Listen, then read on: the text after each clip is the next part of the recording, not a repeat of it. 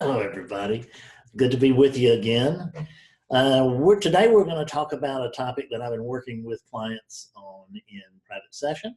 I brought it up in satsang yesterday. I am using it here as an investigative practice for me, for awakeness as it comes through this unit, in a way of divesting the remaining identification that's here, because I mean it's not like it's not like I've graduated. It's not like this is just this identification, like there's no identification here whatsoever. I mean, there's got to be some identification here. You can't keep the biology alive, but there's more than that, in the sense that I do not live in the dream, but I can visit. I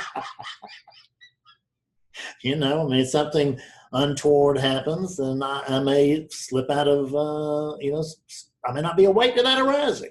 I'm not ashamed of it. I mean, who would be ashamed of it? It's just the way things are.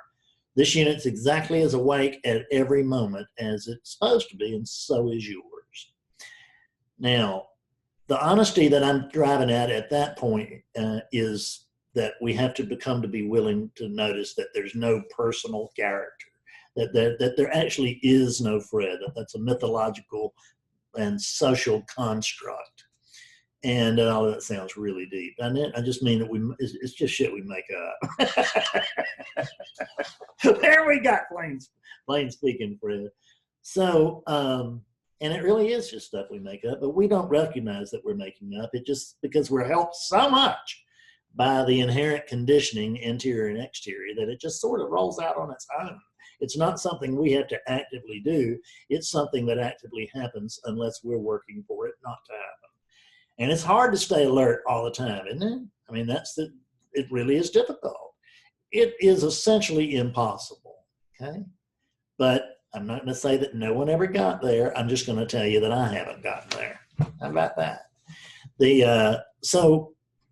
But fortunately, I don't, I visit the dream, but I don't have to live there anymore, which is great. And when I do visit, it's usually for a short period of time, and I don't take it, but very even totally seriously, even when I'm involved with the dream, because there's something that's seeing that this is just ridiculous. There's just not enough. There's no control here, and there's simply not enough awakeness present to stop the body from acting in an unconscious way. So I often tell the story about my first wife, and her name was Trisha, and she was a wonderful human being, and she married a son of a bitch. It's just that simple. And one time my voice was quite raised in anger. And right at the peak of that, there came, there was a recognition at the very peak of that this was abusive. And I was about 21, 22, I thought I was king of the world. And then that voice came in and it said, "This is unacceptable. You must never, ever do this again." And I went, and it's never happened since. So that was, in other words, that was really seeing the truth. That's full penetration. That's where large change can take place instantly, and it's rare. It's very rare, but it does happen, as is pictured there. I mean, that wasn't the first time I'd ever done that. It was just the first time that I ever noticed it, that awakeness ever put its attention on that in a forceful way. So coming to see that the truth is in the short term, it can easily be painful, but in the long run, boy, is it beneficial.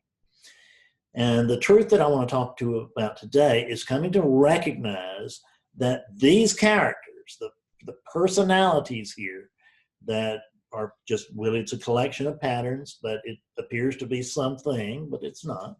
Just appears to be. So it's the Hurricane Fred, but no center, right? Just lots of patterns, but no center. And that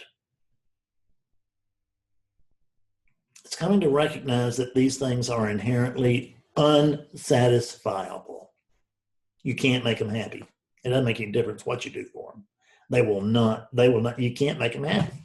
Not by giving them this and giving them that and doing this for them and doing that for them. Hell, I've gone out of my way to, to dress this thing in a way that falls in line with the unit's preferences, to comb its hair in a way that falls in line with the unit's preferences.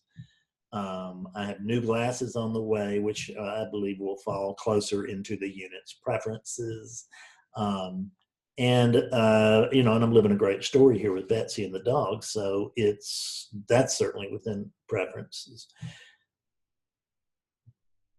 But it still won't satisfy Fred.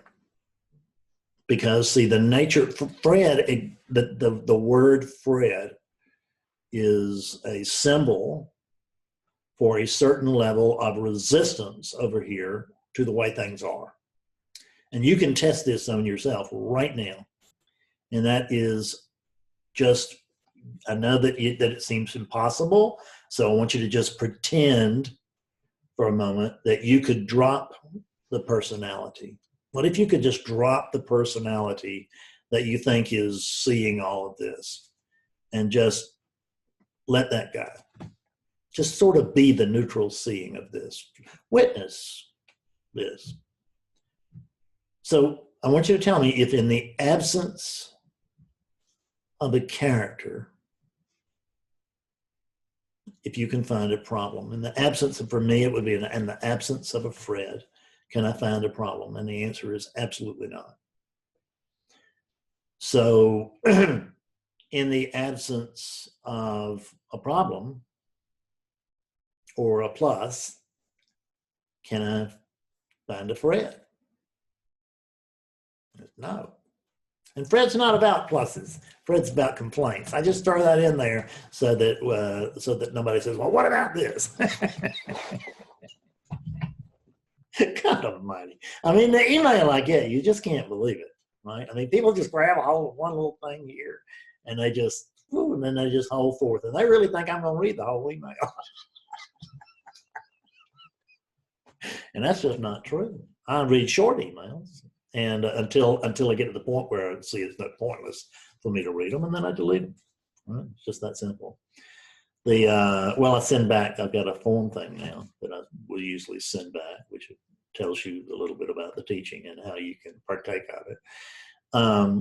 But there's no point in my wasting time where there's not openness. There has to be openness. And when somebody takes the position and pulls one little piece of something out and it presents this as the truth, that person the one who's begging, who's saying, I am clear, and Fred is not, that person has no interest in clarity. I'm not saying that this thing is 100% correct on everything. It's not. But what I am saying is that if you pick out one thing and just decide you're going to harp on that, or two things or three things or whatever, and I've got 160 videos and thousands of pages of written text in between the website and the books, then you know that you may just be a little narrow to hold me to this or that and the other. So I'm getting way off track. We're supposed to be talking about these unsatisfiable characters. And that's the recognition is to see very clearly that the damn things are unpleasable for any length of time whatsoever. Even if you give them exactly what they want, the moment they have it, they go, oh, this will never last. Right? And that's it. They'll end it right there. They'll end it just by noticing that it's good. And it can't stay good because this is relativity. So now the bad things it's just unbelievable what we do. But it's what we do. It's what we all do, and we do it every day. It's a matter of degree. We do it to a greater or lesser degree. But, in awakening sessions, I lead people to a point where they can see what is as it is. And not everybody, but the vast, vast majority of people will come to see what is as it is. And what is as it is quite different from where we spend all of our time during the day, which is we spend all of our time in what we think about what is, right? And see, those are two completely different things. What we think about what is has nothing to do with what is, and but we spend all of our focus, all of our time, all of our attention on what we think about what is. So I actually take people to a place where the vast majority will see what is as it is, and they will see that there's no alternative and that there is no comparison. Duh, there's just what is. How could there be a comparison? So the reason I do this is that it is to help them see that there really is no alternative. There really is no comparison. There's just this, and you don't have to give into it. You don't have to go along with it. I mean, you can set yourself up and be crushed every day if you don't want to give into it. If you're not gonna allow that to happen. But that is what will happen, because what will be, and it will do it on top of you or with you. Either way, it doesn't care. It's fine. I tell people that, I was telling somebody, I think yesterday or the day before, about my days in early recovery, and that I saw, it was a vision I've spoken before, where I looked up in the sky and it was like, there were like insects, and I don't think they were really there. It was just, it was a hallucination, which we love to call visions when they're spiritually inspired. And what I could see was, I could just see the whole sky was full of insects and full of life, is what it really represented. It was just life, and that life was moving across the sky just like this, and it was moving like that, right? Like in a half circle, if you will. And that all of it, everything was moving this way except for one thing, and that was me, right? And I was going the other way. And it was the perfect metaphor for my life. I could see, and that was like, holy shit, the whole universe is going one way and I'm going another. This is not going to work. The seeing of that was another place of full penetration, in the sense that what I saw was, what I'm doing doesn't work and can never work, which is relying on Fred to run Fred's life, so-called life. But at the time, it wasn't a so-called life. I just believed it was Fred's life. I believed that Fred was living instead of the fact that Fred Ness is being lived, which is the actual truth of it, isn't it? So these points where we see something plainly and bluntly and powerfully, these can create dynamic change instantly. I'm not saying they always do, they don't, but they can. And I know that this has been helpful for people. I've gotten feedback, so just try this on. All of the things that you want, if you get them, you will not be happier. You might be. I mean, if you're down in the gutter, like where a little bit of money makes a big change in your life, then a little bit of money is going to be very helpful, and a little more money will create a yet nicer brand of story. But after that, it's diminishing returns. But trust me, I've gone the full gamut, and it's just diminishing returns. Because you cease to be so deeply, deeply grateful to not be in the park, and you're just going to take it for granted that you're going to wake up in the suburbs. And if not, well, there's something wrong. Instead of the fact, oh my God, I'm in the suburbs. And that's actually how we felt when we first moved in here. Betsy and I spent 6 months waiting for the grown-ups to show up and usher us out, and or for the owners to show up and throw us out.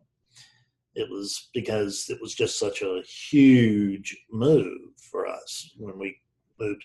I wasn't in the park. We weren't in the park, but we were in my first apartment, which I remember I took my Roland, my web guy, my tech guy, and I took him and showed it to him. He went, "Oh my God." And it wasn't that it was that bad. It's just that it was that different from what he had just seen, because we drove from this house to that house, and or to that duplex. You can't make them happy. You can't keep them happy. If you can get them happy, you can't keep them happy. It is just, it's a losing battle. I promise you, it's a losing battle. So this place where I'll take people to where they can see what is, that's for them to come to recognize that there's no such thing as what isn't. That that's just their pure imagination. And this teaching chiefly is to free you from your imagination. Awakeness. It's not to free Bob from Bob's imagination, because there ain't no Bob, so there's no Bob's imagination. There's only awakeness functioning through different units. But when it functions through units, it's not an accident that it gets confused as to what it is. And that's the whole plan, until it gets tired of the story, is the way I see it. And then that unit begins to wake up. It becomes a seeking unit. But up until that point, the plan is to live in separation, live just as if there was separation here, when of course there's not. But, you know, there's the sense of separation, just like there's a sense of a Fred, but that doesn't mean there is separation. It doesn't mean there's a Fred. So simply seeing the truth, seeing when awakening occurred, and I was just so keen. Fred was just right on pins and needles. He couldn't wait till he woke up and was going to be even cooler than he was now, if you can imagine. And Fred didn't wake up. Awakeness woke up instead. And when that happened, you can never completely unsee that. You can forget it. You can believe that you completely unseen it, or you can deny it. I did it. I did that. I denied that. In post-awakening, I denied that I had woken up, because my experience didn't compare to Byron Katie's. That's what I could saw when I read. But now I see that my actually, it does compare, but I was simply misreading a book. There was a pretty good, fair amount of comeback bait in that book anyway, but it was mostly, I'd like to think that it's mostly my misrepresentation of what was in there. Because I really thought that, that really just place that I had a fairy tale awakening, and I thought that was the way it's supposed to be. I didn't understand that that was completely insignificant, other than to show me the truth, to point out the truth. But that it was just pointing that out, and I wanted to stay in the doorway, because that's the doorway to real awakening. And I wanted to stay in the doorway. That's not what doorways are for. They're not to stand in. They're not to bask in. They're not to, oh boy, I wonder what's beyond this. I think I'll just sit here forever and wonder. Doorways are for walking through. And it took me a while to walk through that one. And I help people walk through that one every day, because clearing up is so much more difficult and so much more time consuming than waking up. I got an email this morning from a woman I know, and she said, I'm not awake to my true nature, but I'm not sure that I'm ready to wake up. And it's like, well, the one who's speaking that will never be ready. See, what you have to understand is that awakeness has brought that unit to Fredness, which means the odds are extremely strong that she is ready. See, that's the only reason she's showing up here, is that she is ready. Almost nobody shows up here that quote is not ready. Readiness doesn't happen. Everybody waits to be ready for their whole lives, and they die without ever waking up. And that's the way it's always been for thousands of years, and I can't see it hardly changing. It is changing in the sense that more people are waking up, but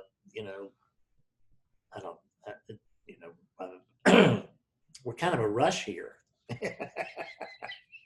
We're in a rush here to see how many of us can wake up prior to the planet going down the tubes, perhaps. It's the way it feels. So I'm saying, don't wait. Go ahead and just go ahead and wake up now, right? And there's no benefit to waiting. And there is a great benefit to waking up right now. But that's not going to happen as long as you're trying to satisfy that unit. Because the unit is simply unsatisfiable, no matter what you give it. They are because just check this. Think about this. Just try this on right now. In the absence of resistance, can you find a character? In other words, in the absence of resistance right now, I notice that there's no Fred to find, because Fred is resistance. That is, the nature of a Fred is resistance. So that the clearing process is simply reducing that resistance. We talk about it like we're making these units clear up, and that's not what I'm talking about at all. I'm talking about awakeness clears up. And actually, awakeness doesn't clear up. Awakeness is always here and always clear. It doesn't need Fred Davis to help it along. But awakeness through these units, operating through these units, that gets confused, and that needs a Fred Davis. How do we know? It gets one. It's got one, right? This teaching can't happen unless there are people who are ready for it, and there cannot be people who are ready for it, and this teaching not exist. Welcome to relativity, where everything is balanced out in the end.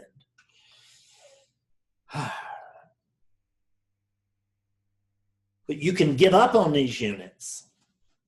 You can give up on trying to desperately try to please them as if it's life or death. Listen, this thing still shops at Amazon and enjoys it. It's okay. And all you rich people out there, don't worry about it. You don't have to give up your stuff, okay? You can keep your stuff. I could give a damn less about your stuff. And it goes for everybody else too. I just like to pick on the rich because I've got a number of well-to-do clients and who have sad stories, right? And that the rest of us are standing in line to try to get. We're trying to trade in our sad story for theirs. It's all relative, right? If you think it's a bad story, it's a bad story. It doesn't make any difference if you're the King of England. If you're the King of England and you think, God almighty, I just can't believe this king gig, it's just killing me, right? Then it's just going to kill you. We all think it would be wonderful because we're projecting our fantasies onto your realities. And that won't work. But we do it anyway. They're unsatisfiable. There's nothing you can do to please them indefinitely. There's nothing you can buy for them that will make them happy. I've bought 3 cars since waking up, and I have known, particularly on the last 2, but to a degree on all the last 3, that buying them was not going to make me happy. It just made sense at the time to do so, right? I mean, actually 4 cars since I woke up, and all 4 of them were. I certainly didn't buy them to make me sad, but I understood that this was not the thing that was going to complete me. So I went to the dealership complete, right? And I just got some excess. Because I got a whole home here full of excess. I don't need all this. How do I know? I've lived without it. Do I like it? Yes. Will it satisfy a Fred? No. It will not. It will not. He will come up with complaints about this in no time.